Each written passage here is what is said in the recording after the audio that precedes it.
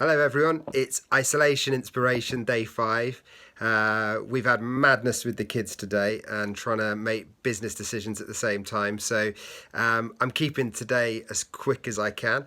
But I want to tell you three things about Hampton Manor Story. So the first one is about our family, and back in 2007, I was working for the Department of Health as part of their commercial directorate. Fiona was a doctor, and Mum and Dad had just sold the pear tree, and were settling into a retired life, and we decided to look for a project to do together, and to work on. And we looked up and down the country for property. Eventually, we found Hampton Manor, and frustratingly, it had been sold, and we weren't allowed to go and see it, and the opportunity passed us by. But 6 months later, John Shepherd contacted us and said, "It's fallen through. Would you like to come and see it?"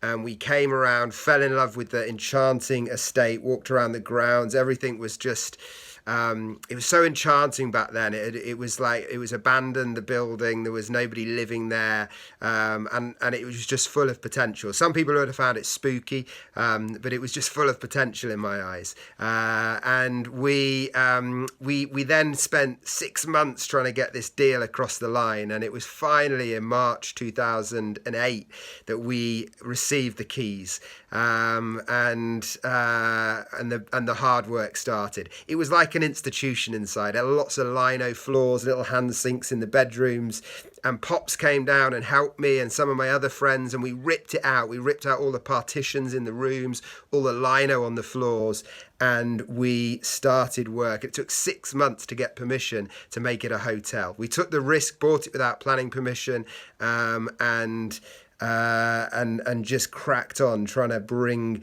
this dream alive. So that's a little bit about our family story. 2007 was the big year where it all started. Secondly, I want to tell you a little bit about the Peel story. Again, jumping back to Frederick. Frederick was the railway commissioner, and the rumour has it the reason the platform is so long in Hampton in Arden is that Frederick made the train stop to pick him up on the way to London from Birmingham, and that was an unusual thing, I understand. So Frederick would hop on the train and go and do his work as a government minister, or as an MP on the back benches for some of his life. He had the lovely privilege of just walking down to the end of his drive and jumping on the train. So that's Frederick Peel, another little fact about the family.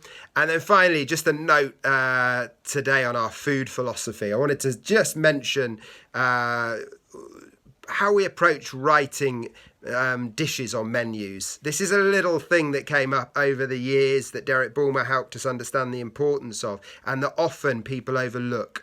There can be a lot of careless menu writing in establishments, but we've been looking at Gran Cerdo. We've been understanding that it's a living wine, that it's a wine that's about reflecting the vineyard, so they don't want to over oak a wine. Normally Rioja's got a lot of oak in it, but they make it in stainless steel, so it reflects the fruit and where it's come from. It's not taking on influences from outside the vineyard.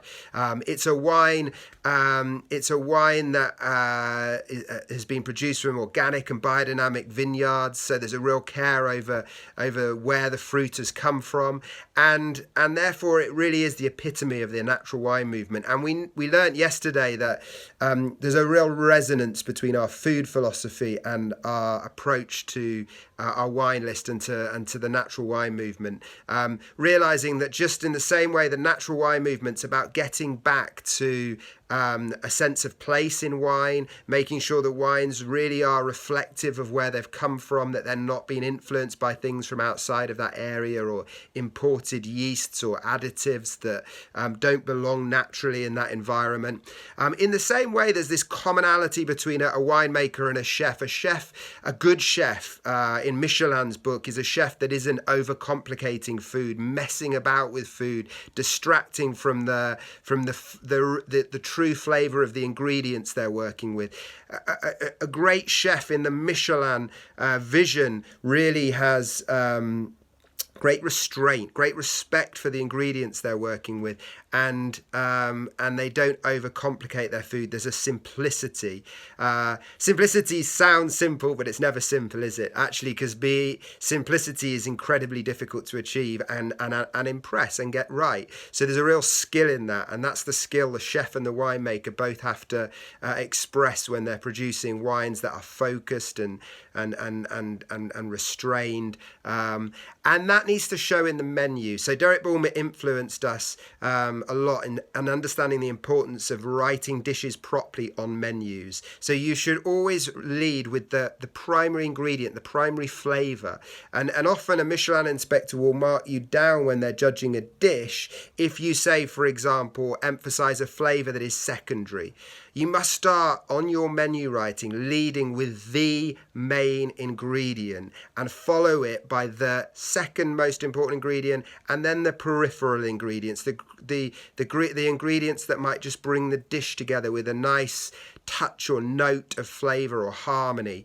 So we must write our dishes very carefully. We must make sure that they're written to reflect how the dish eats, and we must make sure we lead with the primary ingredients. Just a little tip for you budding restaurateurs, those of you that you want to build great restaurants, those chefs that want to write great menus, construct great dishes, think logically. I loved a comment once about Simon Rogan that I read, and it said he has a tremendous internal logic about the way he thinks about food. And I just encourage all of you to make sure you think logically about how you represent what you're cooking or what you're serving or what you're writing on a menu.